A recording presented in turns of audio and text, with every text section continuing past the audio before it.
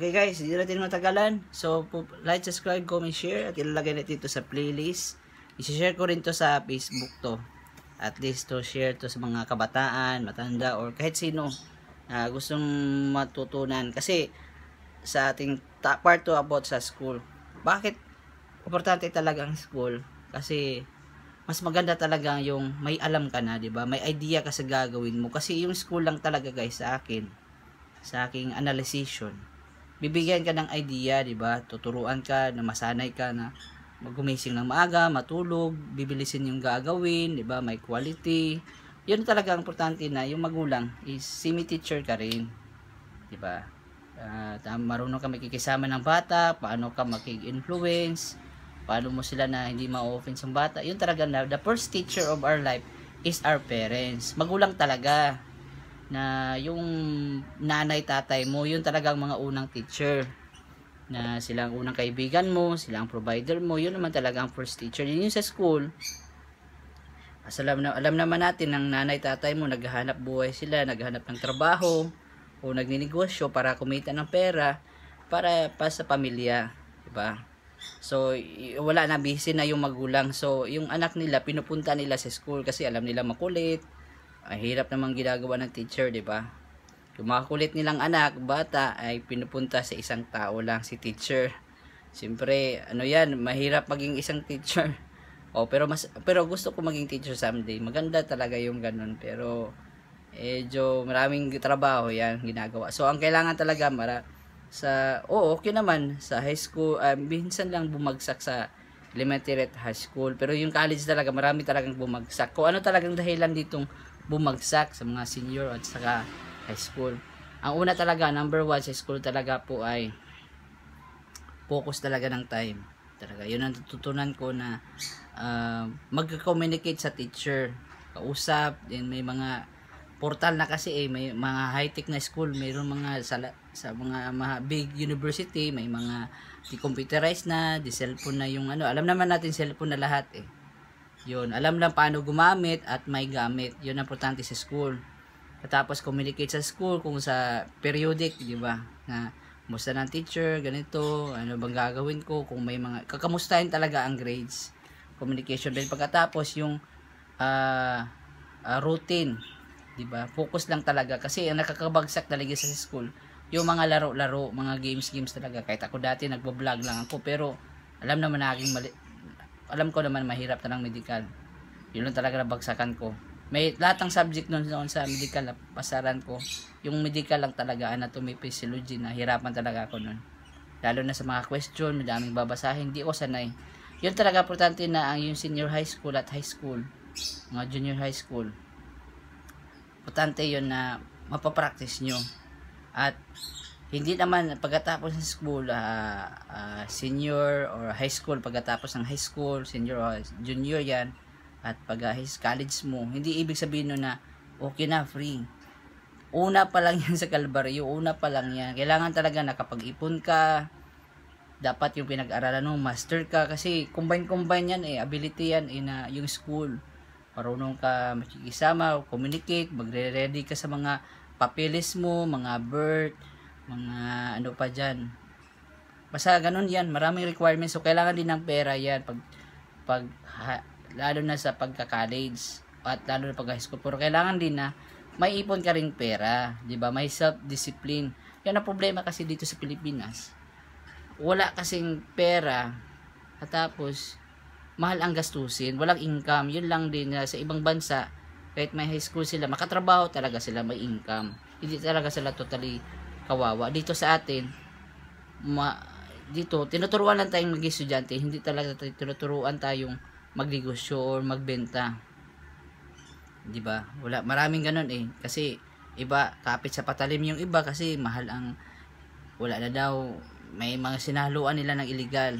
Nagka-drug sila, nagbibisyo, yung nag-aalak, nag-iinuman. Kung iipon nila yun, malaking pera na yun.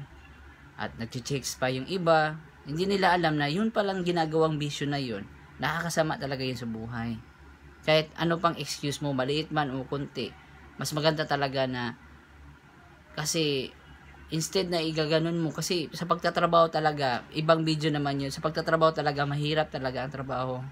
Kumita ng pera, hindi talaga madali yan. Madali lang sa school kasi upo-upo lang, nakikinig lang, salita-salita lang, pero dun sa school talaga, ay sa trabaho talaga, patayan talaga yan. Ibang video naman yun, pero yun lang, paalala ko na, introduction lang na, hindi talaga madali yung kumita ng pera, na binigay ng nanay mo, yung mga 10 na yan, 20, hindi libre yan, 5, 100, 500, 200, 1,000, 10,000, hindi yan. At lalo nung magkakasakit, maraming issue ang buhay. Alam natin na about sa kalusugan, sa love life mo. O, importante naman yung school.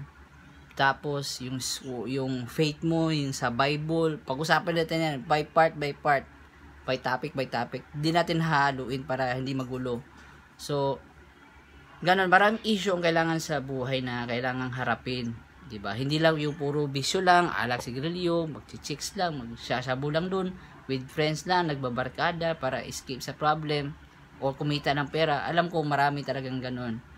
Pero, maraming paraan na paano tayo makalusot. Kasi, sa ibang bansa, makatrabaho sila dun, pwede basta masipag lang sila, pagod na sila sa trabaho, mag-aaral pa sila, video busy, wala nang love life.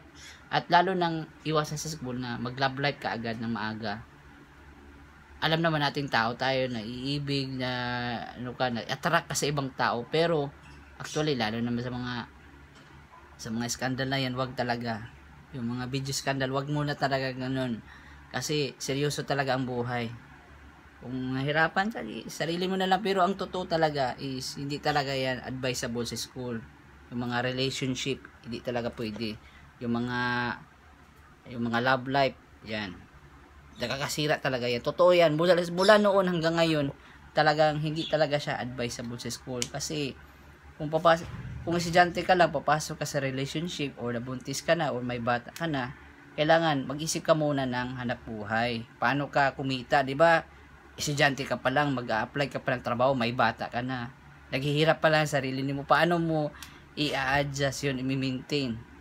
Diba? Yung iba napilitan mag-OFW, hindi din madali mag-OFW, mag-abroad. So, ibang topic naman yun, ibang video naman yun. Diba? Kung yung ginagawa natin guys sa present ngayong bata ka ngayon, o anong taon, anong year, anong status mo, yung mga ginagawa natin guys, connect yan. Yung ginagawa na yung araw, sunod na araw, ngayong linggo, sunod na buwan, apektado lahat yan.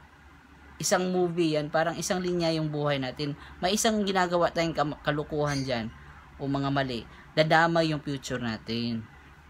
Mahirap magpumasok ng trabaho. Lalo na titignan na yung grado mo, at attitude, ugali. Maraming tinitignan yan. Then, yung pera mo, di ba? Na nakapag-ipon ka ba? Ano ba talagang gusto mo sa buhay mo? Nakahanda ka na talaga. Hindi yan pwede na nakagraduate ka na ng high school at college, may kurso ka nga, hindi mo alam anong gusto mo. Kailangan mong alamin mo. Basta lagyan mo talaga siya ng passion. O magtitinda ka ba? Maging engineer ka ba? Yun ang gusto mo. Yung mga bagay na gusto mo, hilig mo. At yung enjoy mo talaga. Hindi pwede na napilitan ka lang sasabi ng nanay mo o kilala mo. Yung gusto mo talaga. Yung pinaka-desire mo. Kasi ibang topic naman yan sa trabaho. Yun lang din na importante po talaga sa school na organize ka sa mga gamit mo, sa mga papers, may mga folder ka na mga lagayan na ganito. Importante po talaga yan na may mga lagayan ka, iba-iba. Yung sa akin, scotch tape lang to. Pero, ano talaga, kailangan naka-file, naka-arrange, naka-organize, yung oras mo, basta ganun yan. Lalo na sa school, kailangan mo rin na kapal ng mukha, at masipag at mabait. Kung hindi ka kasi marunong makicommunicate kasi natakot ka, nahiya ka, or nahihirapan ka, magsanay ka mag-practice, or maghanap ka ng makakatulong sa iyo, 'di ba? Mga advisor, at magpa-tutor kung nahirapan ka talaga sa mga lesson. Pero everyday, how to learn is yun ang pinaka-importante talaga sa school. Paano matuto sa mga bagay-bagay.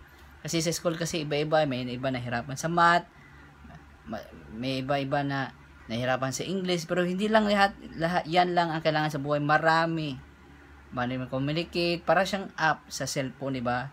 May mga video, may mga Messenger, Facebook, may YouTube, may mga TikTok, Messenger, yung mga tawag ito, yung mga Twitter, Instagram, ganun din ang buhay. Kung sa app pa lang yung sa school natin, marami siyang requirements, di ba? Yung mga apps ba, na paano pag function yung utak natin. Paano ka sa math, paano yung relationship, communication, language, importante yun. Yung common sense mo, yung brain, diskarte, yung mga subject mo, yung mga major subject, yun talaga kailangan sa school. Yun lang din na sa mga estudyante kasi, ano lang sila, pitik-pitiks lang ba, easy lang doon sila sa school kasi magkikita lang si crush, pupunta lang doon, iniisip niya baon lang, snack, hindi ganun lang ang buhay. Kailangan din mag-isip ka ng pag-iipon ng pera, financial management at saka yung income. Alam naman natin yung magulang natin naghihirap sa ibang bansa o dito nagtatrabaho sa Pilipinas para ibigay lang sa school. Yung estudyante, hindi niya alam yung gagawin. Ano talaga yung role at gagawin niya. Ang disgrasya, nandun sa love life, sa relationship, sa mga bisyo. Akala niya nakakatulong yung hindi.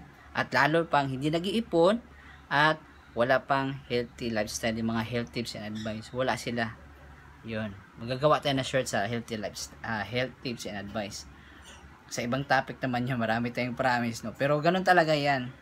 Talagang maraming gagawin sa buhay. Hindi lang doon umikot sa bisyo, sa mga babae, sa skandal na yan, sa mga gala-gala o bisyo. Kung matalino ka lang sa school. Kasi sa school, yun ang entrance para sa job, sa trabaho. Pero sa job, pera yun. Or business, kung mag-iipon ka, kung nakaipon ka sa pagka-estudyante mo, masinop ka. At saan ka naman kukuha para panggastos mo sa school? Yun ang question. The reality right now, maraming mga estudyante, maraming magulang nagko-competition ngayon. Ang iba, wala na kasi mahanap sa Pilipinas, nag-a-abroadan na lang. Oo, yung nagpakahirap, nagsasacrifice yung sarili nila para may maibigay dito sa kanilang pamilya dito sa Pilipinas. Yun talagang totoo po guys, na i-respect natin yung magulang natin. Walang perfect na magulang, pero ang importante talaga kasi na igalang natin sila, pero gagawin din nito yung trabaho na nag-school tayo, nag-aaral. Ano ba talagang dahilan na pinag-aral ka na magulang mo? Kasi ang dahilan diyan is katapos ka na mag-aaral, magtrabaho ka na, magawa ka na sarili mong buhay, sarili mong pamilya at kumita at pag-iipon, di ba? Mahabang trabaho 'yan, maraming gagawin.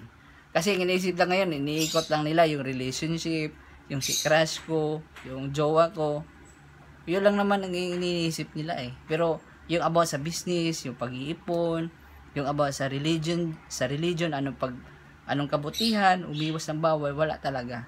Paano maging matalino, paano yumaman, o manap ng loto formula, o kahit ano, wala. Kahit ano na lang ginagawa ng tao para kumita na ng pera. Yung sad reality talaga, ang buhay talaga, umiikot talaga sa pera. Hindi talaga ka makapunta, makagawa, o makagalaw kung wala kang pera. Lalo na, ang pangailangan talaga ngayon sa estudyante, ang pinakamahirap, problema sa pamilya. Number 1, pera. Or naghanap ng mga third party yung magulang nila. Apektado sila nun.